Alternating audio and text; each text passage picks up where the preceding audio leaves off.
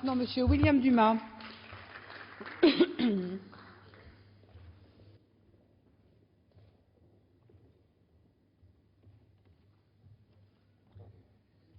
Madame la Présidente, Monsieur le Ministre, Monsieur le rapporteur, mes chers collègues, comme l'ont déjà dit beaucoup de mes collègues, j'ai le sentiment, Monsieur le Ministre, qu'avec ce projet de loi, le gouvernement a préparé sa petite cuisine entre amis sans tenir compte du goût des Français. Si on n'aime pas la recette, ou on quitte la table, ou on l'avale de force.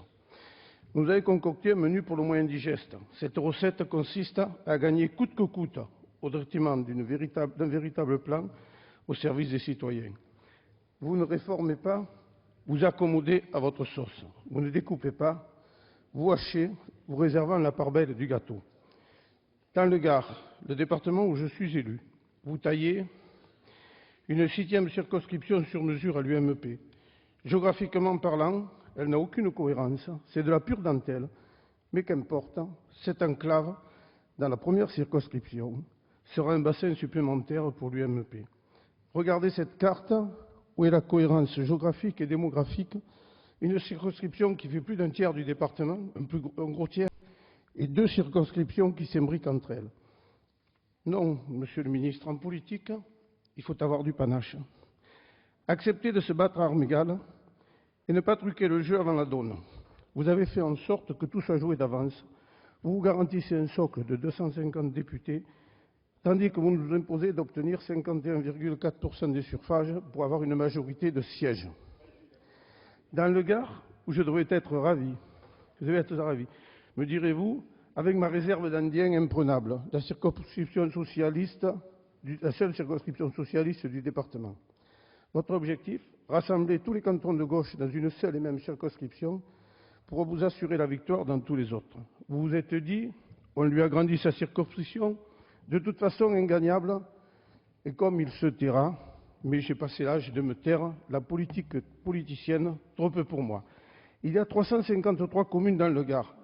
Ma circonscription en compte 140, soit un gros tiers du département. A contrario, la 4e circonscription, comme l'a déjà rappelé mon ami Bruno Leroux dans son brillant exposé, qui est déjà la plus petite pour cause de désertification rurale, avec 112 000 habitants, est encore réduite à 110 000. En toute logique, alors qu'elle pourrait en toute logique conserver au moins le canton de Bessèges et même celui de Génolac, qui la porterait à ce moment-là à 119 500 habitants, pour une moyenne départementale de 113 900. Mais non, dans votre découpage, pour son plus grand confort, le député UMP prend les 2 cantons communistes du bassin minier. Il lui reste ainsi que les électeurs acquis à sa cause.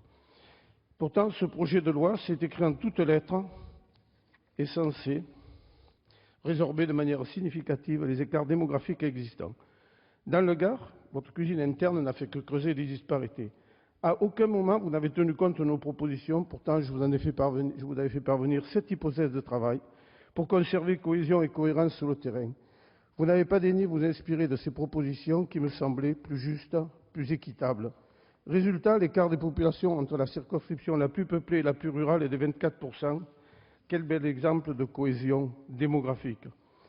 Alors je vous le demande, Monsieur le Ministre, où est la liberté lorsqu'il n'y a plus de transparence? Où est l'égalité lorsqu'il n'y a plus de concertation? Où est la fraternité lorsqu'il n'y a plus d'intérêt général? Vous avez la main mise sur tous les pouvoirs, qu'ils soient médiatiques, financiers. Vous vous apprêtez à dépecer le système judiciaire en supprimant la fonction de juge d'instruction trop indépendant. Et voilà qu'avec ce projet de loi, vous faussez le système électoral, puisqu'il vous suffira d'obtenir 48,6% des suffrages pour détenir la majorité. Cessez donc de faire croire aux Français que vous redécoupez leur territoire pour leur bien en soi-disant transparence et acceptez de vous battre à la loyale en admettant les règles d'égalité, de justice et d'honnêteté. L'enjeu est de taille, Monsieur le Ministre. Il s'agit de respecter les Français, de les réconcilier avec l'un des plus beaux métiers du monde, la politique au service de tous. Merci. Merci.